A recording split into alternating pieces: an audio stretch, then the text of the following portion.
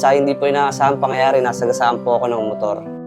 Sinugod po ako sa BMC. Naka-aksidente po sa akin, hindi na po niya ako tinulungan. Sobrang hirap na po kasi wala na pong income, dito lang po ako sa bahay. Nakahingi po kami ng tulong po kay Vice Mayor Amy Cruz po. Hindi na po kami dalawang isip na lumapit po.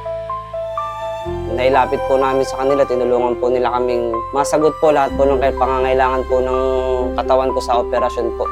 Hanggang sa mga check-up po, yung mga follow-up, x-rays po, lahat po sa mga gamutan po. Kaya sobrang pasalamat po kami kay Vice Mayor tsaka po sa staff niya nag-a-assist po sa akin, si Ma'am Kim po.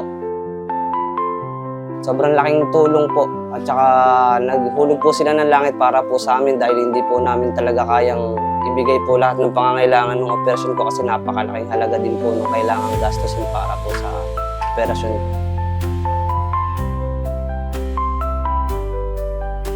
Kailangan po namin kasi nung sasakyan po pang punta po ng ospital sa Pampanga po. Tinulungan po nila kaming mahatid sundo po sa ganun.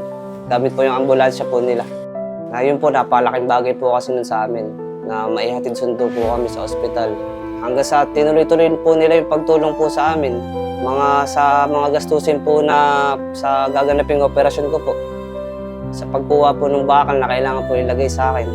Iimplatan po ako ng bakal. Yun po, sobrang laking bagay po, tinulungan po nila kami talaga. Ang bait po nila, masasabi po namin talagang mabait kasi po, simula po nung na-aksidente ako, isang araw lang po yung pagitan, sila na po yung humawak sa amin. Andun po yung point na, kasi po halos palagay po namin talagang abala na, sunod-sunod na araw yung pagpunta sa ganto-gantong ospital. Naisip po namin, suklian po sana yung ginagawa nila sa amin, pero hindi po sila, ayaw po nila talagang kumbaga, yun po ay talagang trabaho nila, tulong po nila sa amin, na wala po silang hinihingi kahit na naman pong kapalit. Yun po, sobra po kami nagpapasalamat kasi kahit na araw na ang tawag namin at kailangan namin sa kanila, pupunta po talaga sila para po asikaso ako. Sobrang saya po ako, parang nagkaroon po ulit ako ng pag-asang patuloy po sa buhay kasi po kahit na po ganun yung nangyari sa akin, na inisip ko po na hindi na ako makapagtrabaho ng maayos. Nabuhayan po ako ng pag-asa, nagkaroon po ulit ako ng pag-asa dahil meron pa po palang paraan at meron pong magandang loob po na si Vice Mayor na tumulong po sa akin para po mabakalan ako ulit.